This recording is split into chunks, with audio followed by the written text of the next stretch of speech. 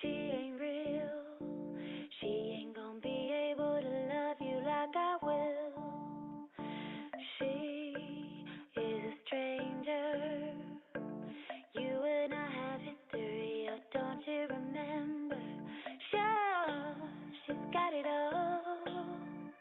But baby, is that really what you want? Bless your soul, you got your head in the clouds. You made a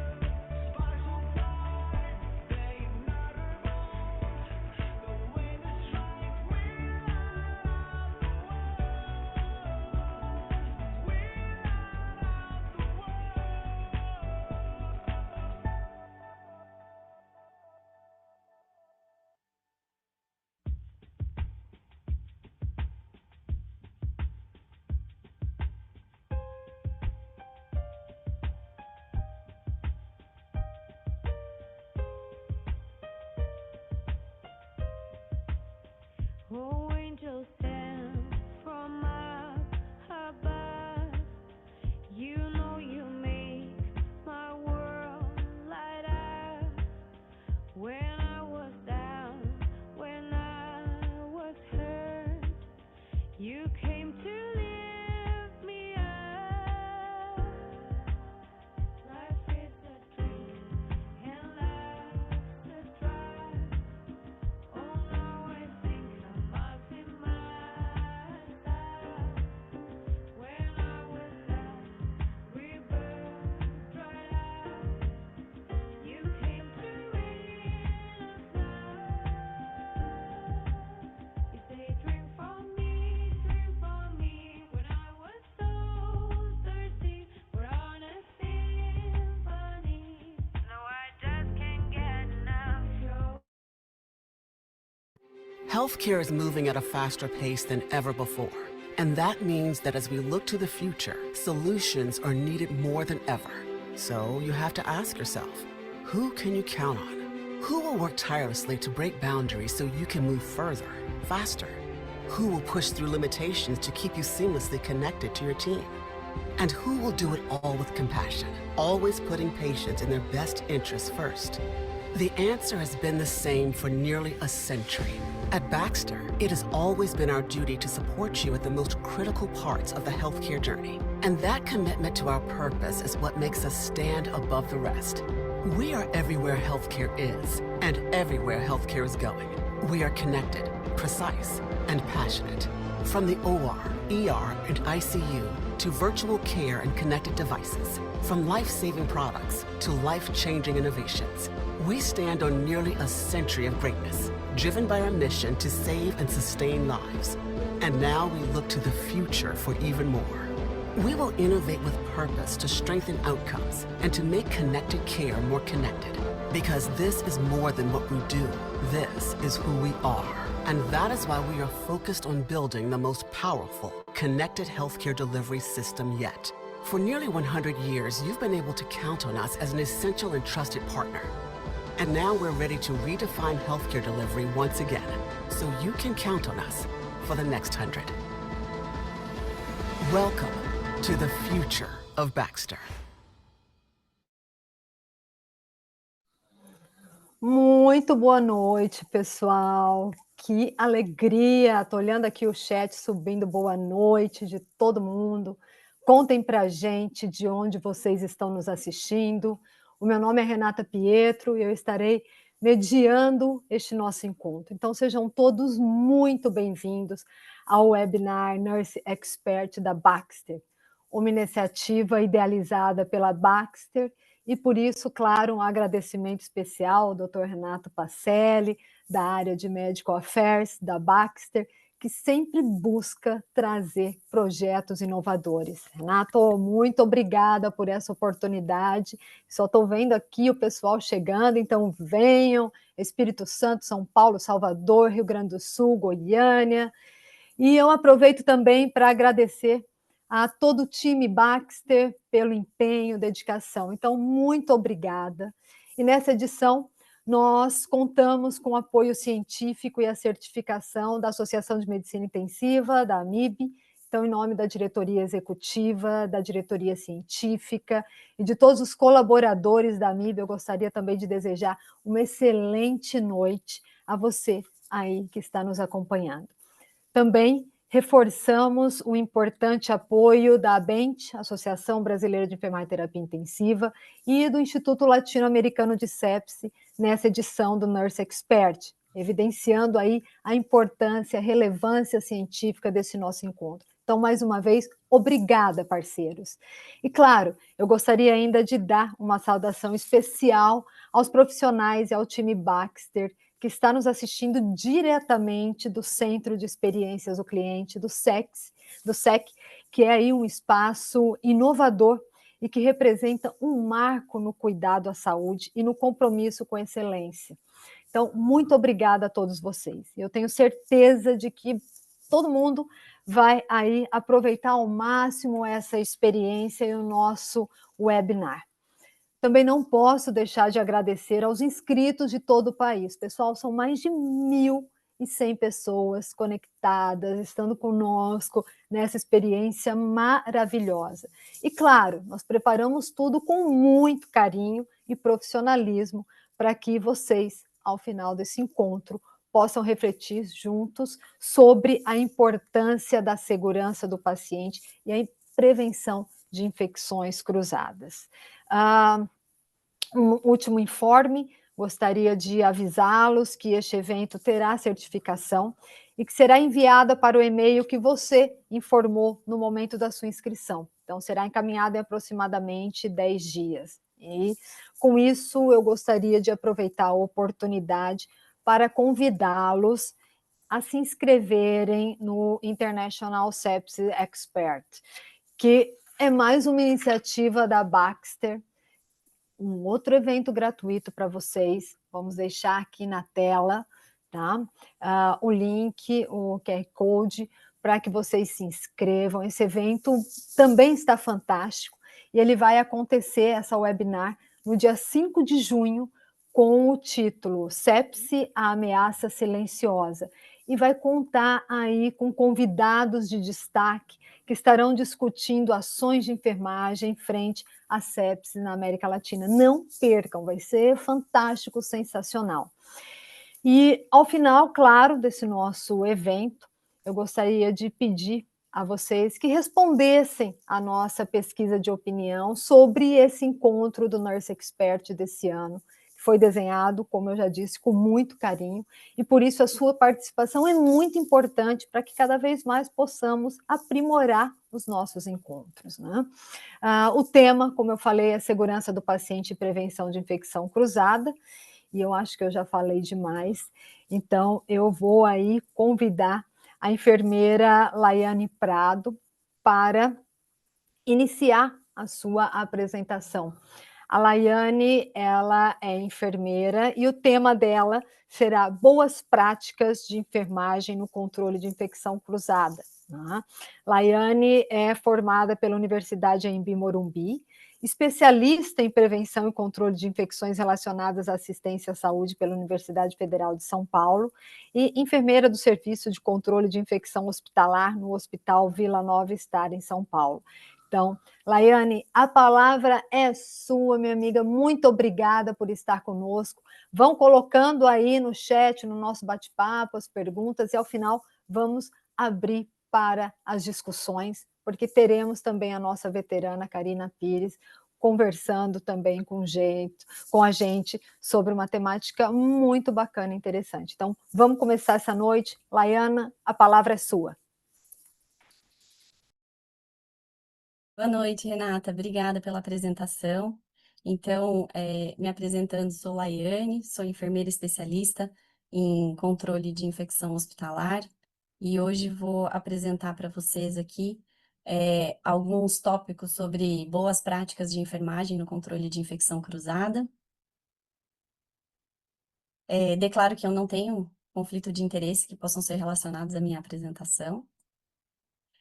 Então, a transmissão cruzada é quando a gente tem aí uma doença ou algum agente patogênico que ele circula entre pacientes ou entre profissionais de saúde e paciente, e a gente tem aí como consequência aumento das infecções relacionadas à assistência à saúde, então as famosas infecções hospitalares.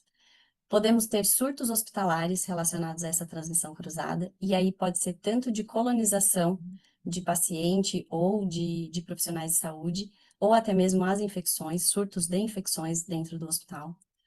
A gente pode ter infecção ou colonização dos profissionais de saúde e a colonização e contaminação ambiental. Então, esse ambiente ele passa a ser um vetor aí um reservatório de micro-organismos e ele pode ser esse fator transmissor de agentes patógenos dentro do hospital. Então, pode ser superfícies, pode ser o ar-condicionado, água, alimentos. Então, toda essa parte de ambiente e insumos, a gente pode ter essa colonização, essa contaminação. Para que um agente ele cause essa infecção, ele precisa passar por toda essa cadeia de transmissão de infecção. Então, a gente está falando aqui de 6 elos principais de transmissão. Então, quando a gente tem um resultado final de uma infecção, de uma colonização, a gente quebrou muitas barreiras, e esse patógeno ele conseguiu passar por todas essas barreiras, sem que a gente conseguisse quebrar o elo dessa transmissão. E a gente vai falar um pouco sobre essas medidas em cada um desses elos de transmissão de infecção. A gente começa, então, pelo agente infeccioso, então a gente precisa ter um agente infeccioso, então pode ser uma bactéria, vírus, fungos, a carga microbiana que esse agente infeccioso está causando, a virulência, ou se esse micro-organismo ele pode estar em um biofilme protegido, de difícil acesso para conseguir essa eliminação. Então, quais são as barreiras que a gente tem para agir contra esse agente infeccioso? Um diagnóstico e tratamento precoce. Então, quanto mais rápido eu souber qual é o agente infeccioso, eu consigo direcionar melhor o tratamento ou a medida de mitigação para eliminar esse micro-organismo. O uso de equipamentos de proteção individual, a desinfecção, tanto de superfícies quanto de artigos médicos, o uso do saneante adequado, e aí saneantes, a gente precisa ter saneantes validados, registrados na Anvisa, que tenham ação específica para aquele agente que é o nosso alvo. A higienização das mãos, e aí a gente vai ver que a higiene de mãos e EPI, né, o uso de equipamento de proteção individual, eles vão estar em praticamente todos os elos, então são grandes aliados nossos no combate aí da transmissão cruzada. O controle de antimicrobianos, então aqui o uso racional de antimicrobianos, ele prevê aqui que a gente consiga minimizar e mitigar o desenvolvimento da resistência antimicrobiana. E uma vigilância epidemiológica estruturada aí entre CCIH e as áreas de assistência. A vigilância não está só na mão do controle de infecção, a equipe da assistência, ela participa ativamente, então é ela que dá alertas para a CCIH, é ela que notifica também, e a gente faz a parte aí desse acompanhamento junto com a unidade. Ainda sobre higiene de mãos, a campanha esse ano do Dia Mundial da Higienização das Mãos, então o tema foi luva às vezes, higiene de mãos sempre, né? Então, luvas, geralmente o que a gente vê na assistência é o contrário, né? O pessoal quer usar luva para tudo, onde na verdade uma higiene de mãos adequada, no momento adequado, com a técnica adequada, ela com certeza conseguiria já mitigar e quebrar o elo dessa transmissão de infecção. E luvas, às vezes, já trazendo aí um olhar para a sustentabilidade, né? Quanto mais luva a gente usa, a gente gera mais resíduo. Então, o ideal é que a gente tenha, sim, esse uso racional de luvas e a gente invista mais e crie melhor esse hábito da higienização das mãos. Então, a gente tem um micro-organismo, esse micro-organismo ele precisa de um reservatório, ele precisa de um local para ele se proliferar. E esse reservatório somos nós, profissionais de saúde. Então, as pessoas em geral, então não só os profissionais de saúde que atuam nos hospitais, mas acompanhantes, visitantes também. Nosso trato respiratório, superfícies sujas e contaminadas, equipamentos contaminados, água e alimentos também. Então, tudo isso aí são exemplos de reservatórios de micro-organismos. E aí, como que a gente quebra esse elo? Limpeza e desinfecção bem estruturadas, com protocolos e políticas bem definidas de superfícies e artigos médicos. Controle de qualidade de água e ar, isso por legislação a gente precisa ter. Então, tem que ter a amostragem, tem que ter a avaliação, a análise microbiológica. O design dos dispositivos médicos, e aqui a indústria ajuda bastante a gente, então isso precisa vir da indústria para a gente de uma forma já mais elaborada e bem pensada. Então, quanto melhor o dispositivo médico for para a limpeza, então uma superfície mais homogênea, com menos reentrâncias, com locais onde eu possa passar um saneante, né, que eu não tenha muitos locais onde aqui eu não posso passar o saneante, porque se entrar o saneante vai estragar a peça, ou que eu tenha uma desmontagem fácil, e que eu também tenha aí possibilidades de limpeza tanto do produto em si, né, que ele seja reutilizável, quanto de produtos ou dispositivos descartáveis, onde eu consiga usar esses descartáveis numa situação de surto ou numa situação de procedimentos seguidos entre pacientes, onde a limpeza muitas vezes é prejudicada, eu tendo essas proteções descartáveis, eu melhoro e otimizo aí a chance desse meu dispositivo virar um reservatório de bactérias e outros agentes patogênicos. A fibra ótica, que também tem diversos produtos hoje que a fibra ótica ela substituiu as lâmpadas e aí a gente consegue fazer uma desinfecção de alto nível, numa termodesinfecção. Então, um exemplo de um dispositivo que usa fibra ótica são as lâminas de laringoscópios que já tem a fibra ótica, então não tem aquela lâmpada que eu preciso tirar para fazer termodesinfecção. Então, essa lâmina de laringo, ou as descartáveis mesmo, né? A gente consegue fazer sim essa troca e fazer essa desinfecção de uma forma adequada.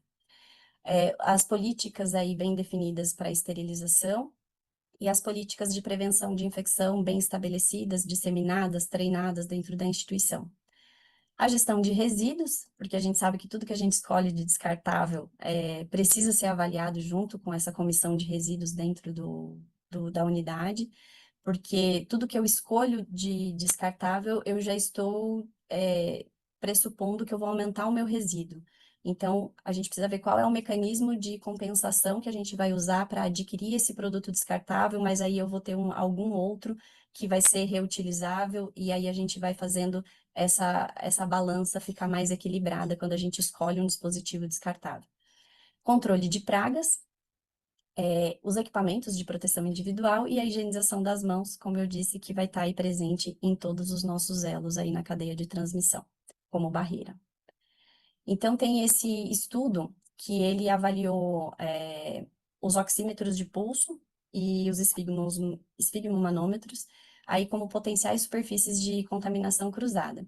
E esse estudo dividiu em 3 grupos para fazer culturas. Então, o grupo A eram esses equipamentos usados, o grupo B e C, que eram grupos controles, o grupo B eram esses dispositivos novos, sem uso, e o grupo C eram eles usados, porém higienizados, com álcool 70, que é o nosso desinfetante, vamos dizer, mais simples, né? E aí, como resultado da cultura, a gente teve, então, no grupo A, tanto no esfigmo quanto no oxímetro de pulso, a gente teve crescimento, a maioria dos micro-organismos eram saprófitos, e uma flora mista aí de micro-organismos de pele. Mas ainda assim, a gente teve isolamento de Staphylo aureus e de bacilos, que são micro-organismos potencialmente patogênicos. Já no grupo B e C, então, no grupo B, que foram os dispositivos novos, a gente ainda teve crescimento de uma amostra com saprófito, mas no higienizado, mesmo 48 horas após a higienização, a gente não teve nenhum crescimento. Então, mostra que quando a gente tem a higienização adequada desses dispositivos, de artigos médicos, a gente consegue sim quebrar esse elo aqui, que é o reservatório de micro-organismos patogênicos. Então, do reservatório, esse micro-organismo ele precisa sair, né, para ele continuar o ciclo dele de transmissão. Então, a porta de saída pode ser lesões de pele, aerossóis, gotículas, fluidos corporais, e aí como barreira entra a higienização das mãos e o uso de EPIs, a gestão de resíduos, porque esse resíduo contaminado ele não pode ficar de fácil acesso ou de forma que contamine ainda mais o nosso ambiente, a educação do nosso paciente, porque o paciente ele é peça fundamental aí no controle da disseminação de micro-organismos, controle de aerossóis e a etiqueta respiratória. E aí a gente parte, então, para o modo de transmissão. Então, se esse micro-organismo ele teve uma porta de saída, ele tem que sair de alguma forma. E aí é o meio de transmissão. Então, vai ser pela ingesta, vai ser pelo contato, que pode ser tanto contato direto quanto indireto, pode ser por via respiratória, e aí por gotículas ou aerossóis.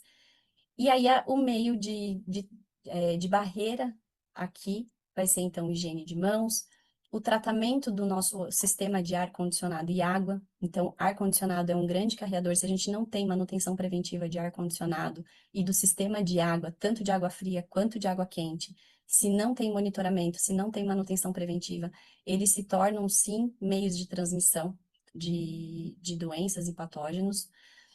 A desinfecção das superfícies, então, bem estruturadas, com saneante adequado, usando com a técnica e o tempo adequado desse saneante. A segurança alimentar, então, desde a minha aquisição do alimento, cocção, armazenamento, distribuição, eu preciso ter essa segurança para eu não ter esse meio de transmissão de doença. Os procedimentos de isolamento e precauções bem estabelecidos, treinados e disseminados, o uso de EPI, né? Então, máscaras, avental, e a limpeza, desinfecção e esterilização, e o design dos dispositivos médicos, então, aqui, como um grande aliado, que quanto mais simples e fácil, menos a gente não vai ter essa disseminação pelo contato indireto. Esse artigo, ele traz, então, uma revisão da classificação de Spalding, sobre uma ótica aí dessa nossa modernidade e desses micro-organismos que estão aparecendo e que a gente tem chances cada vez maiores de aparecerem novas doenças e novos agentes patogênicos, onde a gente precisa correr atrás e tentar entender em qual é a classificação que ele está. Então, por exemplo, só nesses últimos anos a gente teve Covid-19 que chegou e a gente não sabia direito qual era o saneante que estava validado, se a desinfecção intermediária ou a desinfecção de alto nível era necessário. Então, precisam estudos, conforme a doença nova chega, a gente precisa ter estudos que comprovem onde que está se encaixando nessa classificação de Spalding. Então, ele diz, esse artigo, ele traz essa provocação aí para a gente de que cada vez mais, conforme surgem doenças, a gente precisa revisitar essa classificação e estruturar novamente quais são os métodos disponíveis de limpeza, desinfecção e onde que se encaixa com esse micro-organismo. Então, a gente teve Covid, depois teve Monkeypox e agora Candida auris. Então, assim, acho que mais para frente, esse é o nosso grande desafio, é conseguir manter esses estudos para a gente identificar rapidamente quais são os meios que a gente tem para quebrar o elo de cadeia de transmissão desses novos agentes. E aí, partindo então do nosso meio de transmissão, esse micro-organismo ele precisa encontrar uma porta de entrada. Então, lesões de pele, nosso trato respiratório, então a gente inala e aí esse micro-organismo vai diretamente para o nosso trato respiratório. Os equipamentos contaminados, membranas mucosas, então tudo isso é porta de entrada que a gente precisa ter essas barreiras de proteção para que, mais uma vez, se ele passou por todas esses elos até agora, que a gente tente barrar aqui. E aí a gente continua, higiene de mãos, uso de EPIs, treinamento das equipes com os equipamentos médicos. Então, todo equipamento médico novo que chega, a gente precisa saber exatamente como ele funciona. Toda a instrução de uso, todo o treinamento da empresa. A gente precisa saber como desmonta, como monta, o que entra em contato, o que não entra. Se precisa ter troca de filtro, com qual periodicidade. Se eu preciso ter alguma higienização com alguma escova, algum dispositivo específico. Então, todo equipamento médico novo, a gente precisa ter esse olhar cauteloso para instituir dentro da rotina da unidade.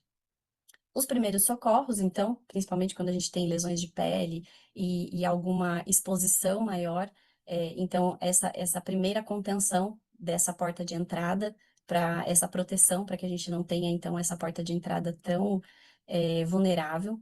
A educação do paciente e dos profissionais, as políticas bem estruturadas e disseminadas, e a desinvasão precoce de dispositivos invasivos. Então, principalmente pacientes muito invadidos, pacientes graves, pacientes cirúrgicos, onde a gente tem a quebra da barreira da pele, onde eu tenho inúmeros dispositivos, eu tenho sondas, catéteres, drenos. Então, tudo isso é porta de entrada praticamente livre para o micro-organismo cumprir o ciclo dele e causar infecção. Então, a desinvasão precoce é a gente olhar todos os dias para o paciente e se incomodar com os dispositivos que estão ali.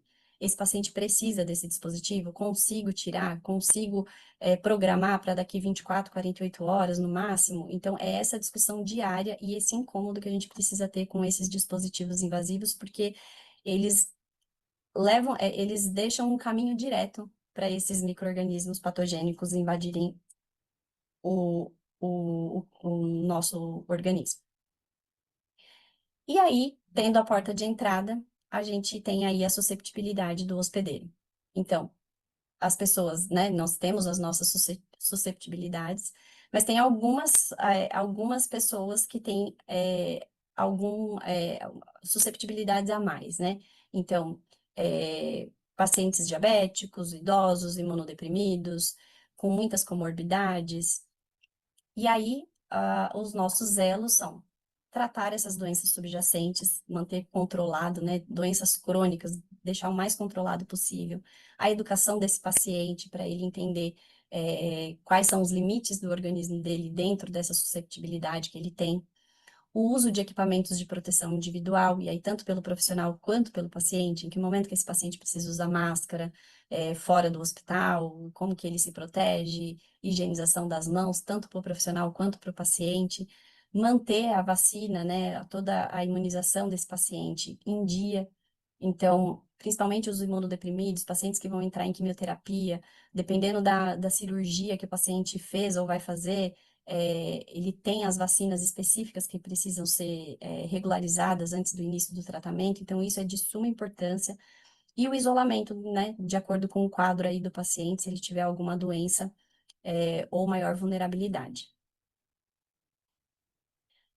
Então, aqui, resumindo, eu diria que a infecção cruzada a gente tem os dois lados. Eu tenho transmissores, mas eu tenho barreiras. Então, resumindo os nossos transmissores, nós profissionais de saúde, acompanhantes, visitantes, superfícies de mobiliários, de equipamentos, os equipamentos médicos, então não só de superfície, quanto as peças desses equipamentos, então dependendo de como elas se encaixam, ou de como a gente precisa higienizar esses artigos médicos, água, ar e alimentos e os insumos, medicamentos, soluções de infusão, tudo que compõe a nossa assistência ao paciente, eles são potenciais transmissores de infecção.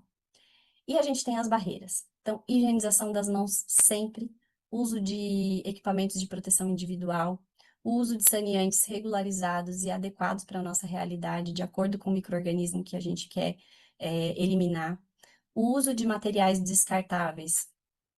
Sempre, eles são mais fáceis de usar, mas e aí precisa ter essa conversa em sinergia junto com a comissão de gerenciamento de resíduos para a gente conseguir equalizar essa conta, né, para o meio ambiente. Materiais higienizáveis, então com a maior superfície aí lisa e que seja de fácil higienização. O controle de qualidade, então análises laboratoriais de ar, água e alimentos, de rotina, com análises microbiológicas e bioquímicas, o controle e aquisição de armazenamento de insumos e medicamentos, então desde aquisição, armazenamento e distribuição. Então aqui, queria agradecer então de novo, fico à disposição aí se tiverem alguma dúvida. Muito, muito bom, Laiane, obrigada. Acho que a Laiane compartilha conosco, né, pessoal, seus conhecimentos e mostra de forma muito clara, didática, os principais conceitos e estratégias que estão aí relacionados à prevenção de infecção cruzada, com ênfase aí no papel da enfermagem, na quebra da cadeia de infecção, a importância do uso de saneantes e também as barreiras essenciais.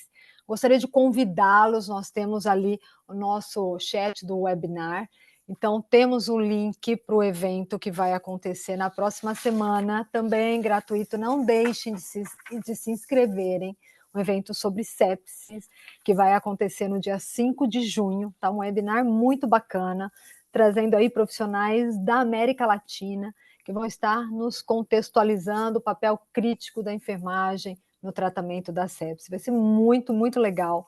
Então, sintam-se convidados. Eu acho que essa é uma iniciativa Baxter, e nessa luta eu tenho que agradecer também a doutora Fernanda Pimentel por sempre estar aí nos possibilitando cada vez mais trazer eventos para os nossos profissionais. Então, muito obrigada, Laiane, doutora Fernanda, doutor Renato, todo o time Baxter por essa oportunidade. Então, se inscrevam. Ao final, vamos ter também um QR Code. Contamos muito com você para responder aí a nossa pesquisa de satisfação. E aproveitem já que vão entrar no chat, onde está ali o link para o evento, o link para a pesquisa, tragam a sua pergunta para a nossa palestrante, a enfermeira Laiane, porque agora nós vamos convidar e começar a nossa segunda aula desta noite, desse webinar. E por isso eu convido nossa querida enfermeira Karina Pires. Eu até brinquei agora que ela é nossa veterana, porque quem vem acompanhando aí os nossos Nurse Expert tem tido a oportunidade, o privilégio de ter a Karina, e esse ano nós a teremos mais uma vez com uma temática extremamente importante e interessante. A Karina, ela é especialista em qualidade e segurança do paciente pela Universidade Nova de Lisboa, fundadora e diretora de novos negócios do Instituto Brasileiro para a Segurança do Paciente, o IBSP. E Karina vai abordar nesta noite conosco a temática sobre cultura de segurança na prevenção de infecções relacionadas à assistência à saúde. Boa noite, Karine, muito obrigada por mais uma vez estar conosco. Obrigada, Renata, pela apresentação. Então, uma boa noite a todos. Queria agradecer o convite por mais um ano, poder participar do Nurse.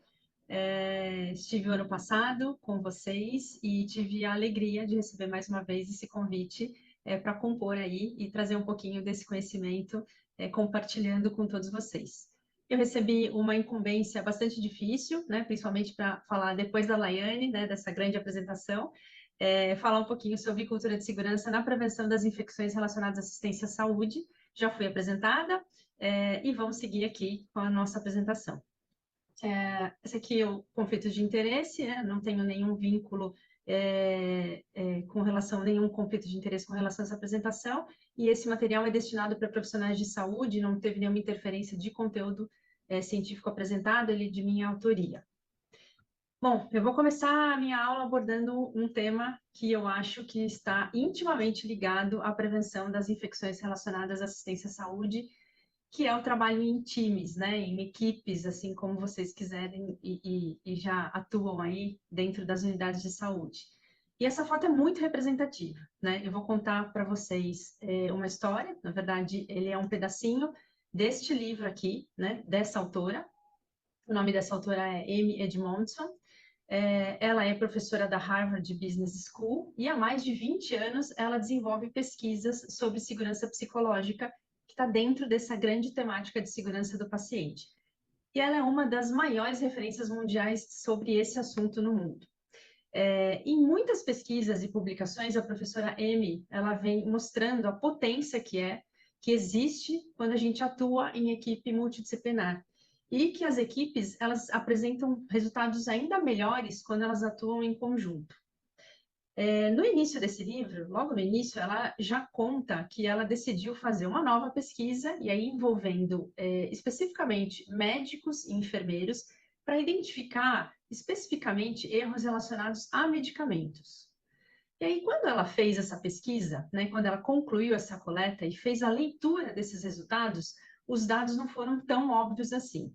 Vejam, os dados sugeriram que equipes melhores tinham taxas de erros mais altas e não mais baixas, né? Um fato que desafiava toda a sua tese de anos. É uma professora que vem já há mais de 20 anos falando sobre a potência da equipe multidisciplinar, e o resultado não foi esse quando ela fez análise, né, dos questionários que ela recebeu desses dois profissionais. E aí, a gente fala muito sobre a questão da indústria da aviação, porque ela é de alta confiabilidade, assim como plataforma, usina nuclear, né, plataforma de petróleo. E não diferente aqui, ela também foi estudar um pouco sobre a aviação, e aí ela decidiu fazer uma nova pesquisa, mas com pilotos dentro de simuladores de voo. Então, eram 2 equipes, no caso, com 2 duplas cada uma, né? Cada uma das equipes tinham 2 duplas. A primeira equipe, com 10 duplas, elas estavam numa condição em que ela descreve que eles estavam no pós-expediente, né? Aquele trabalho intenso, fim de plantão, né? Quando a gente está no hospital. Então, é o que ela chama de fadiga no livro. Esses profissionais, esse time, ele tinha passado já por 3 turnos diários, de 8 a 10 horas cada, e tiveram aí nesse período de 5 a 8 decolagens. Na equipe 2, também eram 10 duplas, né? Mas numa condição diferente, que é o pré-expediente, ou seja, aquela equipe bem descansada no caso. Estavam aí na primeira etapa de um turno de 3 dias. Então, a gente tem equipes com condições bastante diferentes, as equipes mais cansadas e as menos descansadas, né? E aí o resultado foi que as equipes que tinham acabado de passar vários dias voando juntas, que eram as equipes cansadas, a primeira, elas tiveram um desempenho melhor do que aquelas descansadas, que era a equipe 2. E por que isso aconteceu? Né? Os indivíduos, quando cansados, eles cometeram mais erros do que os colegas descansados. Mas quando eles trabalharam juntos em vários voos, né, eles já se conheciam, eles cometeram menos erros enquanto equipes.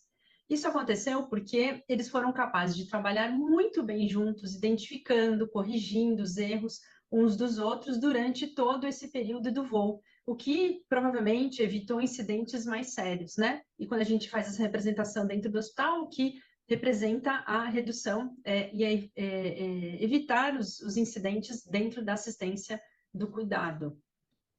Tá bom, mas o que tudo isso, né? E qual que é essa relação? Qual a relação desse alerta que eu estou trazendo com relação às equipes tem a ver com a prevenção das infecções?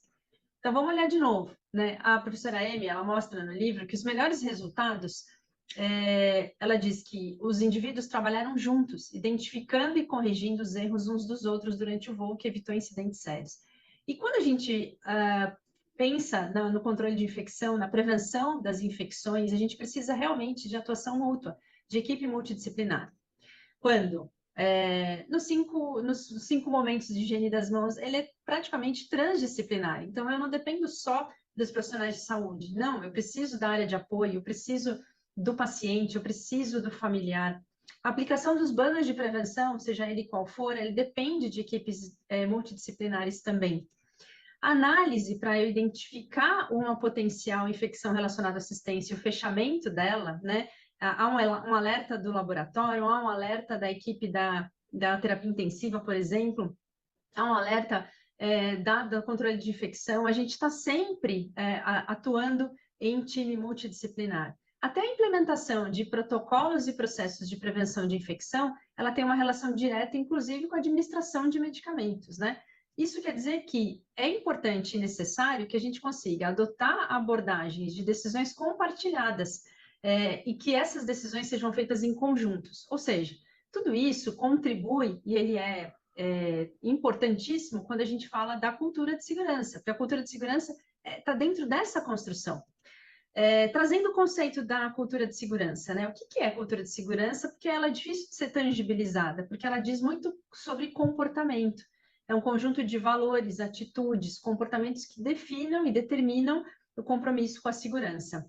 Aqui dentro também a gente fala sobre comunicação aberta, né? É importante que esse time tenha uma comunicação aberta, uma confiança mútua, uma percepção compartilhada, um aprendizado organizacional. Tudo isso contribui. E é claro, né, a gente vai trabalhar também as subnotificações, uma abordagem não punitiva, para que esses erros, esses eventos adversos não aconteçam ou que eles sejam identificados, né, e que a gente consiga tratá-los aí de uma forma bastante efetiva.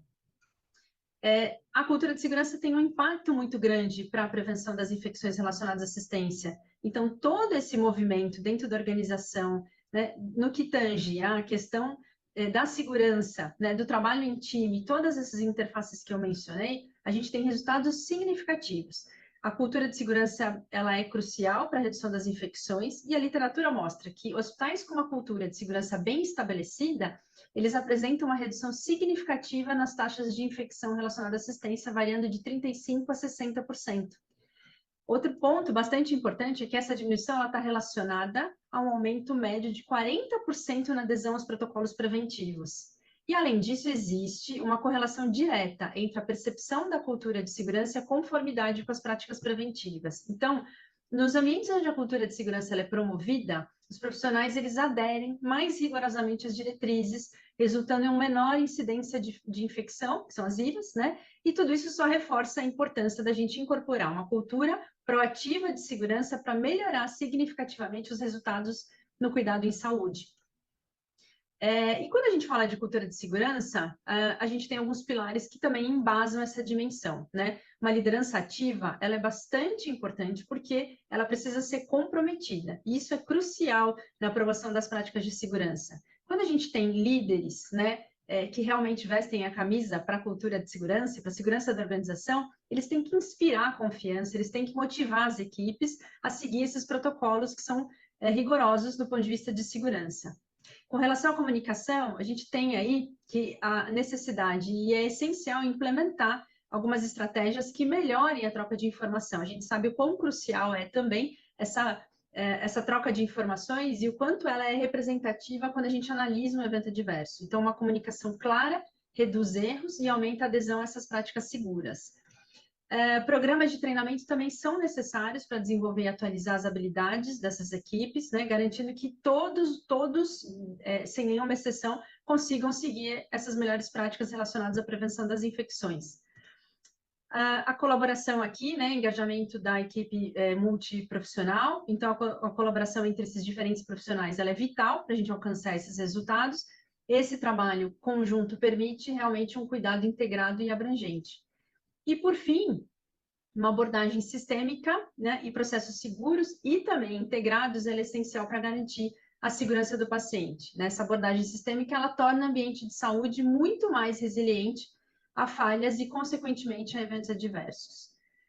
Mas a liderança, eu queria ainda chamar a atenção também que a liderança tem um papel de destaque para a cultura de segurança, né? A gente tem aí uma necessidade, né? E quando a demonstração de um compromisso é visível com a segurança, né? Esses líderes eles têm que demonstrar de forma contínua e efetiva seu compromisso com a cultura de segurança para criar esse ambiente de que a segurança ela é uma prioridade estratégica, é uma prioridade máxima.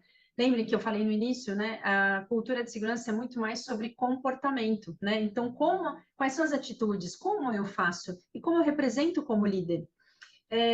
Claro que disponibilização de recursos para programas de prevenção é essencial, né? Para garantir essa alocação de recurso, para que essas iniciativas de prevenção sejam realmente realizadas, né? E que a gente tenha ferramentas necessárias para implementar essas práticas.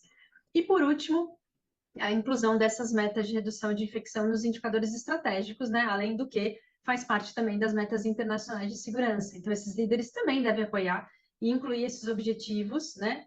De forma clara, sendo indicador estratégico para promover também uma responsabilização e um foco nesse resultado dentro da organização como um todo. E aí eu queria chamar a sua atenção, porque a OMS também publicou, né, um plano de ação global, para quem já também trabalha com a prevenção, com segurança, sabe do plano global e o quanto ele foi representativo e tem sido um importante direcionador para que a gente possa incorporar essas recomendações nesse período, né, de 2021 a 2030. Ele é muito extenso, recentemente, pouco mais de um ano, ele trouxe aí um corte de como que os países têm mostrado os seus resultados, né? E a gente não teve resultados tão significativos ainda. Parece que o plano, a implementação desse plano, ele ainda vem a passos de tartaruga, podemos dizer assim. Mas a prevenção das infecções, ela também faz parte e ela faz parte, inclusive, do Objetivo Estratégico 2, né? Então, o plano identifica especificamente, dentro das infecções, da prevenção, como uma área prioritária dentro do Objetivo 2, que é construir sistemas de alta confiabilidade, que eu comecei falando um pouco sobre isso, né? Fazendo essa relação com a aviação, inclusive. Então, o documento reconhece realmente que as infecções relacionadas a assistências, elas representam uma das causas mais frequentes de danos e são evitáveis, e a gente precisa trabalhar para isso, né? A gente precisa mudar esse cenário. Um ponto bastante importante e crucial aqui, né, e de bastante relevância dentro desse último resultado, desse último corte, e que a OMS traz a porcentagem de adequação dessas intervenções dentro dos hospitais e países, né, que estão nesse movimento, é que tem 5 intervenções que têm um impacto bastante grande para a redução da mortalidade nas organizações de saúde. E o primeiro delas é as infecções, é a prevenção das IRAS, né? As IRAS está dentro das 5 intervenções de impacto para redução de mortalidade, e a gente tem outras intervenções também. Então, chamando a atenção para cada uma delas, né, a gente tem aí a prevenção das lesões por pressão. Ela assume um papel importante na definição de qualidade dos serviços, né, dentro das organizações, das instituições hospitalares e também da atenção domiciliar. A utilização de um protocolo, e todo mundo, né, a gente já sabe disso, que a utilização de um protocolo e de escalas associadas requer um envolvimento de todos os profissionais da equipe multi. De novo, falando um pouquinho sobre atuação multidisciplinar. E para a implementação dessas práticas, a gente precisa também pensar em iniciativas de capacitação e sensibilização quanto às estratégias de prevenção. Não só para desenvolver essa cultura de segurança, que eu venho mencionando aqui e fazendo essa relação, mas principalmente para a gente pensar em soluções que apresentem maior impacto para o paciente. E essas soluções já existem também no mercado. O TEV, né, prevenção do tromboembolismo venoso, também é um importante indicador de segurança, é a principal causa de morte intra-hospitalar, e o tratamento do TEV é muito mais caro do que a sua prevenção. E eu sempre digo nas minhas aulas que eu não sei como o TEV não faz parte das 6 metas de segurança do paciente, né? Tem tudo para que a gente possa realmente reduzir evento adverso aqui. A gente tem as quedas, né? Então, a queda é um dos eventos mais comuns em hospitais, e a implementação de programas de prevenção de queda, a gente consegue reduzir quedas em 19% e as quedas com dano em 20%. Principalmente quando a gente implementa tecnologia acoplada a esse processo. A gente já tem disponíveis no mercado altas tecnologias para ajudar nessa gestão, nesse gerenciamento, né? E na mitigação desses eventos quando eles acontecem dentro das organizações de saúde. E por último, já que a gente está no mês da enfermagem, esse evento ele é dedicado à enfermagem, né? Eu quero chamar a sua atenção para os erros relacionados a medicamentos, e ele tem uma relação multidisciplinar, mas ele também tem um ponto bastante importante, que é o quão há um impacto desse grande problema também, e também é uma meta de segurança, mas a sua relação também com o processo de enfermagem. E quando a gente fala de erros relacionados a medicamentos, eles são muito frequentes. Além deles serem comumente subnotificados, eles são muito frequentes. Então, os erros relacionados a medicamentos, eles correspondem de 33% a 78% dos eventos adversos. 1 a cada 5 erros, ele pode ser letal, né, necessitando aí de suporte de vida, e sendo um evento com dano grave nesse caso. Para cada um erro, aumenta de 2 a 4 dias o tempo de permanência, então isso tem uma relação direta também com custos. Quando a gente analisa, um dos principais fatores está relacionado com o fator humano, então, assim como as equipes que eu mostrei lá no início da apresentação, cansaço, fome, privação de sono, distração, são principais fatores humanos relacionados aqui também à ocorrência de erros relacionados ao medicamento. E a etapa crucial, mais difícil, né, que é a administração, é uma etapa crítica para a segurança, porque ela é a última barreira. E a gente precisa pensar em soluções, já existe um movimento bastante grande, né, mundialmente, e pelas indústrias, né, e pelas organizações de saúde, pelas políticas públicas, para que a gente possa pensar em soluções para que sejam implementadas, e todas elas, inclusive, estão descritas no Plano Global de Segurança do Paciente, para que a gente possa trabalhar essas soluções. Queria chamar sua atenção para esses medicamentos, né, que 80% em média dos pacientes hospitalizados, eles recebem terapia de infusão, sendo essa média ainda maior quando a gente fala das unidades de terapia intensiva, né? A gente tem disponível as bombas inteligentes, então esses pacientes que recebem essas terapias de infusão por bomba de infusão, né, essa terapia de infusão por esses equipamentos, a gente já tem no mercado as bombas inteligentes com acoplamento do sistema DERS, que é o sistema de redução de erro de dose, né? Então, esses equipamentos já existem, e é importante, né, mais do que nunca, talvez, acho que o que a gente não sabe é que há uma disponibilidade de se obter maior confiabilidade desse processo por meio dessas bombas inteligentes, né? Então, elas já estão disponíveis, porém a gente não usa o que elas nos traz de potencial de segurança.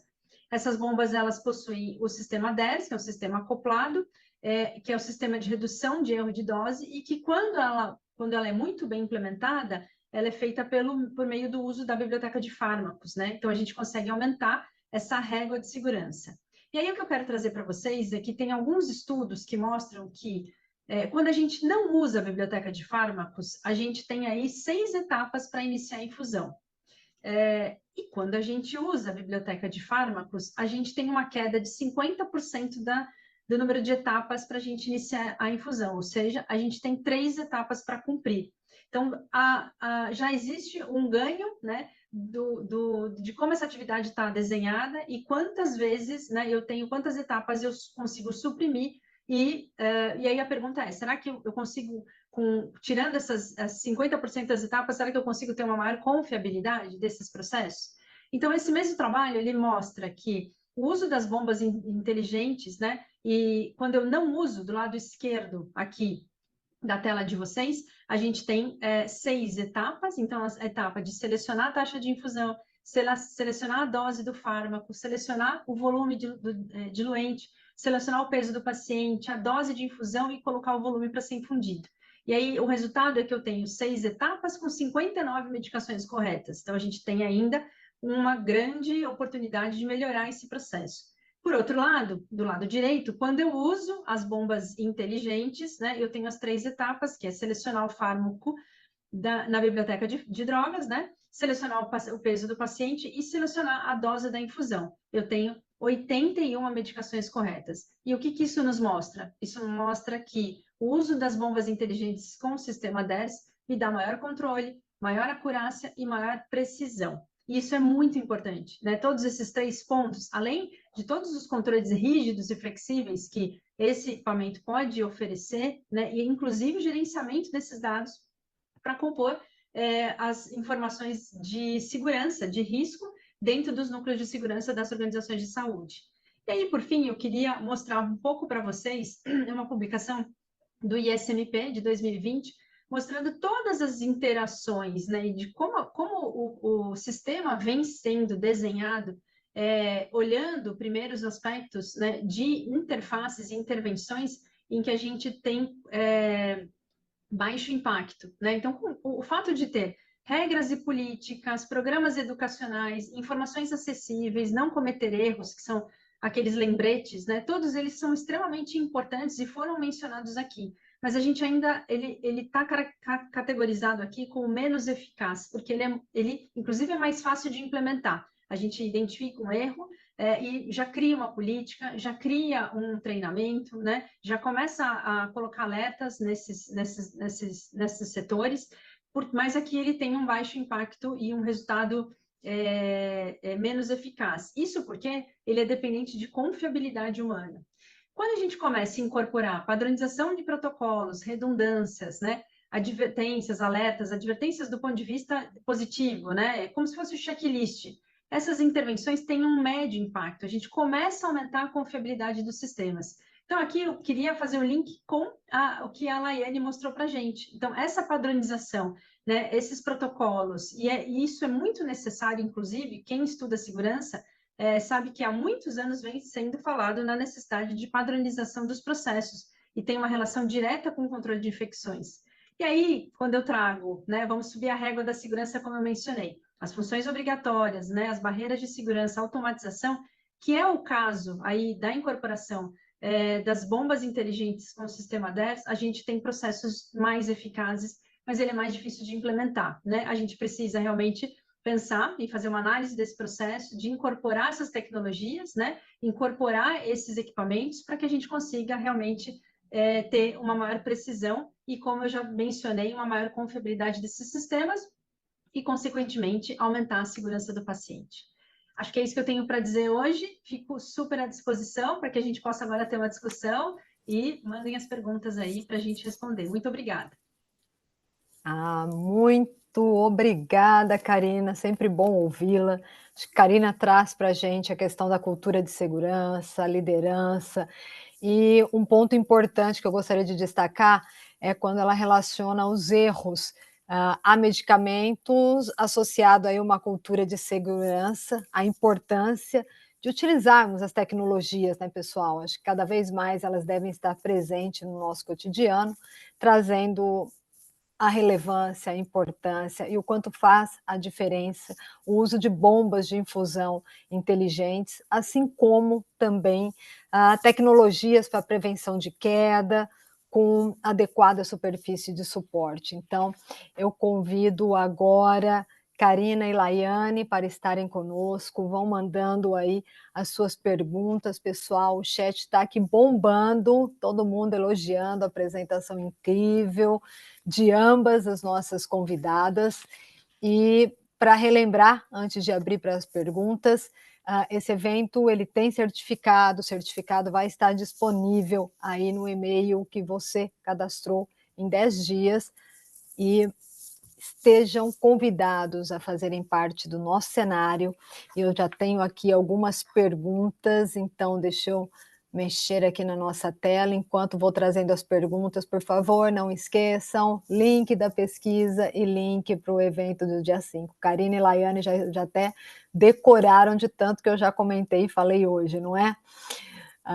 Eu vou começar aqui, vou iniciar com uma pergunta para a Laiane, sobre a questão da desinfecção, Laiane, é um cenário extremamente importante.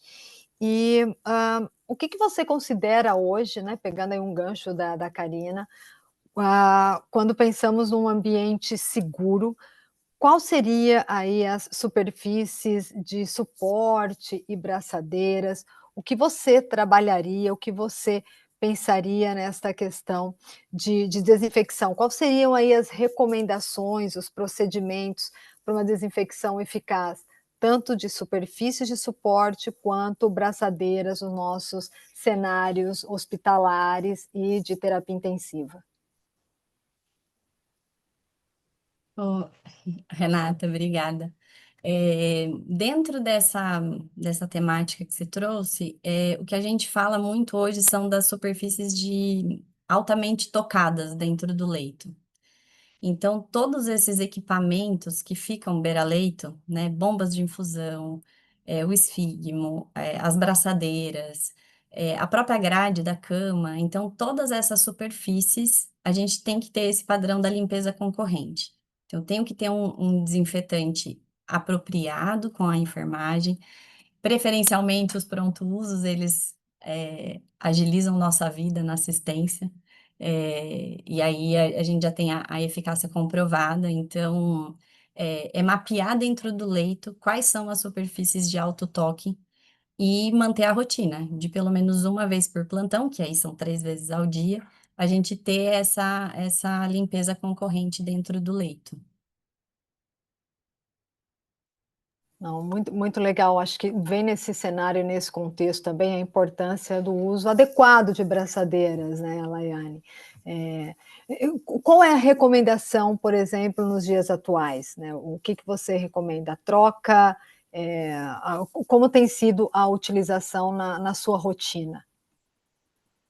O ideal é que a gente, assim, o máximo de dispositivos que a gente consiga deixar exclusivo por paciente seria o ideal, né? Esse é o mundo que a gente gostaria, né? De ter um esfígmo por paciente, um esteto por paciente. Então, quando a gente consegue deixar o máximo de dispositivos exclusivo para cada paciente, é o melhor cenário.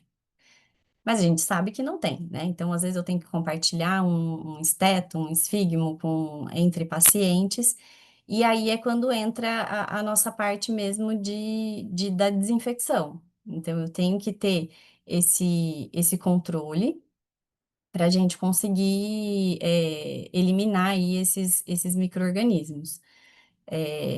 Acho que é isso. Respondi? Respondeu sim.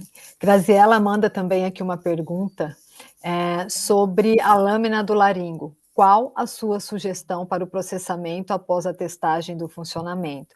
Tem como fugir da necessidade de reprocessamento completo em unidade, onde o uso do carrinho é extremamente raro? Eu queria ter a resposta que ela quer ouvir. Hã. Difícil, Graziela. Porque qual é o problema do laringo? O laringo ele é um artigo semicrítico.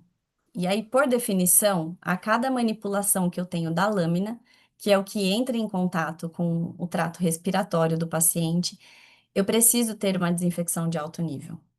Então, o que a gente tem hoje, né, em termos de tecnologia? A gente tem as lâminas descartáveis, porque aí eu não manipulo, eu faço o teste no cabo, e também tem as lâminas de laringo que são com fibra ótica. E aí o que eu faço é o teste da lâmpada sem manipular a lâmina. E aí eu não contamino a lâmina, e aí eu consigo fazer esse teste sem quebrar essa barreira de contaminação. Hoje o que eu consigo trazer para vocês é isso. Acho que a Graziella, espero que eu consiga responder e ajudá-la aí nessa difícil missão. Não, muito bom, não para de chegar perguntas, vou estender mais um pouquinho aqui, no nosso chat. Algumas pessoas também perguntando sobre o evento do dia 5, se terá certificado. Sim, também teremos certificado para o evento de sepsis, então se inscrevam, venham conosco. E, Laiane, várias perguntas para você, não sei se teremos tempo de todas, porque quero abrir possibilidade também para a Karina. Então, você quer deixar um e-mail para que as pessoas possam direcionar aí algum questionamento, alguma pergunta? Posso sim. Eu vou deixar no chat, pode ser? Ótimo, então lá no chat, pessoal, temos aí a E aí, oportunidade de conversar com a nossa professora Laiane desta noite, e eu queria também, conversar um pouquinho com a Karina, é sempre muito bom ouvi-la falar de segurança com tanta propriedade. E se nós pensarmos aí nessa abordagem, eu vi que temos aqui, deixa eu ver o nome, que a tela está subindo com tanta pergunta que eu já perdi. Aqui, Viviane Cristina Vieira da Silva. Viviane, traço para você, Karina. Ela trabalha numa unidade de gestão da qualidade e segurança do paciente e ela gostaria de saber que estratégias nós podemos utilizar para sensibilizar os gestores na questão da cultura de segurança e gestão da qualidade. Muito boa pergunta, Viviane. Obrigada, Renata, pela intermediação aí. Eu também estou acompanhando o chat aqui, estão subindo umas perguntas. Sempre muito difícil falar na construção dessa cultura de segurança, porque, como eu mencionei, ela diz mais respeito a comportamento, né? Então, a gente precisa também, eu acho que, acima de tudo, ouvir e aprender sobre os erros. A gente fala muito sobre aprendizado com erro, e aprender com erro é aprender com tudo que deu errado, né? Recentemente, eu trouxe o segundo slide que fala sobre aviação, e aí eu tive a oportunidade recentemente de conversar com um piloto que até fez a análise do acidente da TAM, que é um documentário até recente agora na Netflix. E ele comentou que na aviação, um fato que eu desconhecia particularmente, que ao fazer uma notificação de algum incidente ou acidente, né, ou de algo que entendeu que foi uma ação errada, né? A gente não gosta muito de falar sobre erro porque tem uma conotação moral. Mas dentro do processo da aviação, quando você notifica algo, automaticamente você está protegido e não pode ser punido, independente do tipo de avaliação que vai ser deflagrada a partir daí. E eles, com isso, conseguiram melhorar significativamente a questão da subnotificação. Então, uma das coisas que a gente ainda, né, não evoluiu na saúde, na segurança, e aí o que você pergunta sobre, a Viviane perguntou sobre estratégias para a gente potencializar, né? Eu acho que a gente ainda tem muito para trabalhar com a questão da cultura de segurança, pensando em estratégias para apoiar esses colaboradores, para apoiar quando um erro acontece, porque a gente precisa que as ações precisam ser notificadas, né? A gente acha que o fato de não ter notificação de evento adverso ou de uma infecção relacionada à assistência, ou de uma queda, ou de um erro relacionado ao medicamento, que seja por uma infusão de medicamento, tá? Isso a gente pode achar, entre aspas, que é um hospital seguro, mas pelo contrário, né? A gente, na verdade, tem aí uma gama muito grande de problemas e a gente precisa que eles cheguem para o núcleo de segurança para que a gente possa abordá-los. Então, estratégias eu acho que é apoiar, né? Liderança tem um papel principal os enfermeiros são lideranças, né? São líderes natos, gerenciam equipes, têm interação com a equipe multi, então eu acho que talvez seja um caminho, né? Não são todos, são multi-caminhos, mas eu acho que esse é um bom caminho também para a gente perseguir. Muito bom. A Karina e Laiane não param de subir perguntas, então, para ser democrática, trouxe duas a Laiane, vou trazer a segunda a Karina. O Roberto Aparecido, ele coloca aqui, da boa noite, Karina. Ele é gestor de enfermagem no UTI e a maior dificuldade dele é com alguns médicos sobre a cultura e processos de melhorias. Neste caso, a notificação seria uma saída para a tomada de decisão da gestão administrativa? O que você acha? Eu gosto muito da abordagem que a gente tem na UTI. Você já, né, Renata, trabalhou muitos anos em UTI, eu também. A gente sabe que a interação da equipe multi, e em especial com os médicos, ela tem uma facilidade muito grande, porque você está ali. É muito parecido com o exemplo que eu dei da professora Amy, né? Das duas equipes.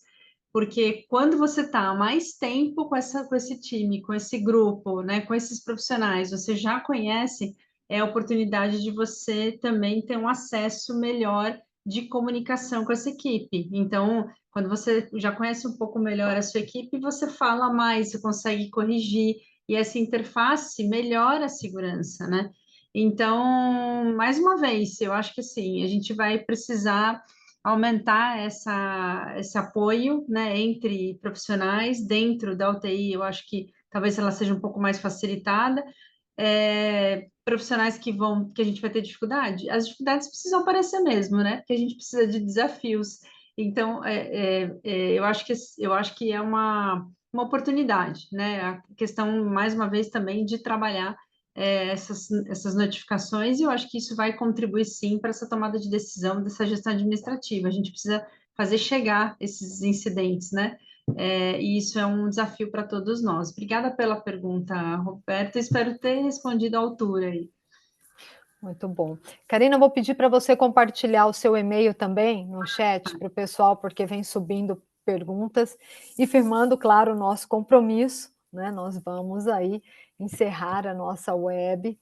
E eu não tenho dúvidas, pessoal, que as nossas convidadas dessa noite, tanto a Laiane quanto a Karina, demonstraram com excelência que é preciso engajamento, estrutura, pessoas e processos muito bem definidos para nós trabalharmos essa temática. E dentro desses processos, é claro, protocolos claros que auxiliem aí toda a equipe, né? A gente está falando de um time multi, e por isso todo mundo é essencial e fundamental. Então não poderia deixar de agradecer os mais de 1.000 inscritos que tivemos nesse nosso Nurse Expert 2025. Muito obrigada ao time Baxter. E aí, antes de encerrar, por favor, não esqueçam de responder a pesquisa de opinião e de se inscreverem no nosso próximo evento global, que vai acontecer no dia 5 de junho. Vai ser um painel também muito bacana.